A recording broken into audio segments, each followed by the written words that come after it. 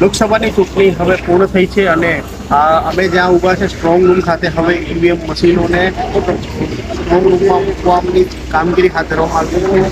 મુખ્ય અધિકારી યોગેશ ડિપોરે સરની ઉપસ્થિતિમાં અહીંયા વહીવટીતંત્રના તમામ અધિકારીઓ આજે ઈવીએમની મશીનો છે મશીનોને આપતા સુરક્ષા બંદોબસ્ત વચ્ચે આ સ્ટ્રોંગ રૂમ ખાતે પહોંચાડવાની કામગીરીમાં જોડાયેલા છે. આજે શાંતિપૂર્ણ માહોલમાં સંપન્ન થઈ છે. કેટલાક મુદ્દાઓને લઈને આપણે મુખ્ય ચૂંટણી અધિકારી યોગેશ ડિપોરે સર જોડે વાત કરીશું.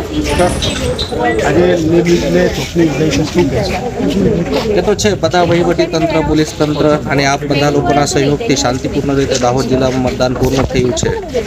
લગભગ આપણા જિલ્લામાં 58% વધારે મતદાન થયું છે. અત્યારે 58.5% જેટલા ટેન્ટેટિવ ફિગર્સ છે આપણી પાસે, પરંતુ બૂથ વાઇઝ ડેટા એન્ટ્રી જ્યારે થશે ત્યારે એક્ઝેક્ટ ફિગર્સ ખબર પડશે કે ટોટલ કેટલા % મતદાન થયું છે. સર, આપના આવ્યા પછી થોડાક સમયમાં આ ચૂંટણી યોજાઈ, શું કેવા પ્રકારના પડકારો હતા? પડકારો તો જુદા જુદા હતા. એ કારણ કે આ વહીવટી ઘણા બધા પડકારો હતા અને રૂટીન કોર્સમાં પણ નવી જગ્યાઓ ઉપર જઈએ તો બધી વસ્તુઓ સમજવામાં પણ ટાઈમ લાગતો હોય છે. તેમ છતાં મતલબ અહીંયાની ટીમ સારી હતી તો એટલા માટે એટલું કંઈ ફેર નહીં પડ્યું અને બધું સારી રીતે નિર્વિઘ્ન રીતે પાર પડ્યું છે.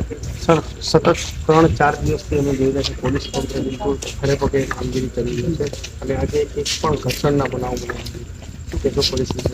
ના ના, બહુ સરસ મહેનત કરી છે અમારા પોલીસ અધિક્ષક શ્રી જો છે તેઓ દ્વારા. એકદમ સઘન મહેનત કરવામાં આવી હતી. પ્રોપર એનાલિસિસ કરીને એ કર્યું હતું. જો ડિપ્લોયમેન્ટ પ્લાન હતું એ તૈયાર કર્યું હતું અને વચ્ચે પણ કોઈ પ્રશ્ન આવે તો એ પણ સમયસર તાત્કાલિક એમને એનો નિકાલ કરવાના પ્રયત્ન કર્યો. તો એનું જ એક ફળ મળ્યું છે કે બધા લોકોએ મતલબ જેટલા પણ પત્રકાર મિત્રોએ જણાવ્યું છે કે એમના સમયગાળામાં એમને જો ચૂંટણીઓ જોઈ છે એનામાંથી સૌથી શાંતતાપૂર્ણ ચૂંટણી આ જ થઈ છે. સર, હવે સ્ટ્રોંગ રૂમમાં ઈવીએમ મશીનો જઈ રહ્યા છે. ભૂતકાળની ચૂંટણીઓની વાત કરીએ તો દર વખતે ઈવીએમ ઉપર સવાલ ઉઠે છે. ઈવીએમ હેક થાય છે, ઘણી બધી ફરિયાદો આવે છે અને રાત્રે અધિકારીઓને દોડાવે છે. ત્યારે આ વખતે કેવા પ્રકારની અહીંયા વ્યવસ્થા કરવામાં આવે છે? અત્યારે જો છે ને આ બિલ્ડિંગ જો છે એ ચારો તરફથી સીસીટીવીથી મતલબ વેબ કેમેરાથી સજ્જ છે.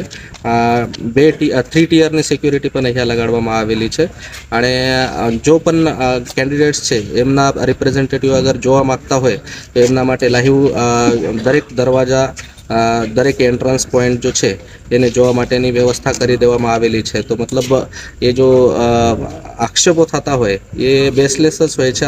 અત્યાર સુધી કોઈ સાબિત કરી ના શક્યું કે આવા પ્રકારે કંઈ થયું છે. તેમ છતાં અમારા તરફથી પૂર્ણ તકેદારી રાખવામાં આવી રહી છે. Thank you sir. તો આ હતા મુખ્ય ચૂંટણી અધિકારી યોગેશ ડિપોરે સર. તેઓએ જણાવ્યું કે આવનારી 4 જૂન સુધી અહીંયા સ્ટ્રોંગ રૂમ ઉપર ઈવીએમ મશીનો મૂકી દેવામાં આવશે અને 3 લેનની સિક્યુરિટી આ ઈવીએમ મશીનોને ચાપતો બંદોબસ્ત રાખશે અને સાથે સાથે શાંતિપૂર્ણ માહોલમાં ચૂંટણી યોજાય છે, નિર્વિઘ્ને ચૂંટણી યોજાય છે. તેના માટે તેઓએ સમગ્ર શહેર ચૂંટણીમાં જોડાયેલા અધિકારીઓ તેમજ પોલીસ તંત્રને આપ્યો છે. ધન્યવાદ.